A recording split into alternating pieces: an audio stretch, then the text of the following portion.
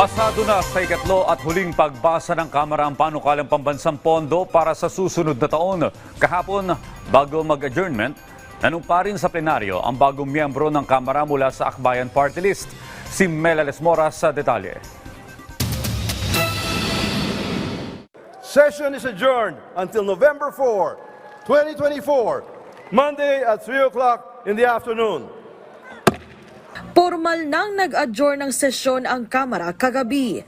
Pero bago yan, naipasa na nila sa ikatlo at huling pagbasa ang House Bill No. 10800 o ang panukalang 6.352 trillion pesos na pambansang pondo para sa susunod na taon. Kasama sa inaprobahang General Appropriations Bill ng Kamara ang 733 million pesos na budget para sa Office of the Vice President.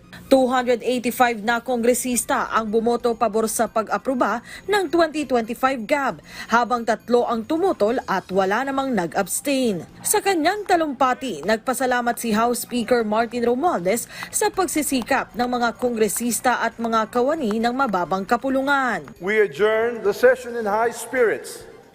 We have demonstrated once again our legislative efficiency with a succession of significant laws. The House of the People, composed of dedicated public servants, has demonstrated their tireless efforts to strengthen the Philippine economy, broaden the range of public service, and reinforce the nation's trust in our governance. Muli nating pinatunayan na ang malaking kapulungan na ito ay institusyon ng aksyon at pagbabago. Tulad ng mga nakaraang budget, isang small committee ang binuo para tumanggap at mag-ayos ng individual amendments.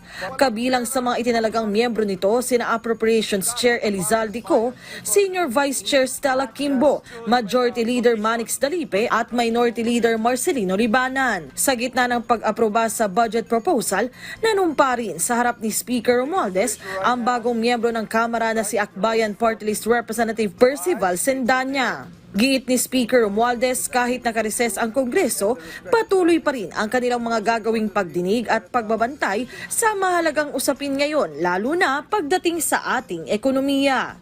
We are on our way as one of Asia's best performing major emerging economies among East Asia's economies that have disclosed their second quarter 2024 GDP. We rank just below Vietnam at 6.9%, while leading Malaysia at 5.8%, Indonesia at 5.1%, and China at 4.7%. Pagtitiyak ng mga kongresista, babantayan nila hindi lamang ang pagpasa ng panukalang pondo, kundi maging hanggang sa implementasyon nito. Mela Lesmora para sa Pambansang TV sa Bagong Pilipinas.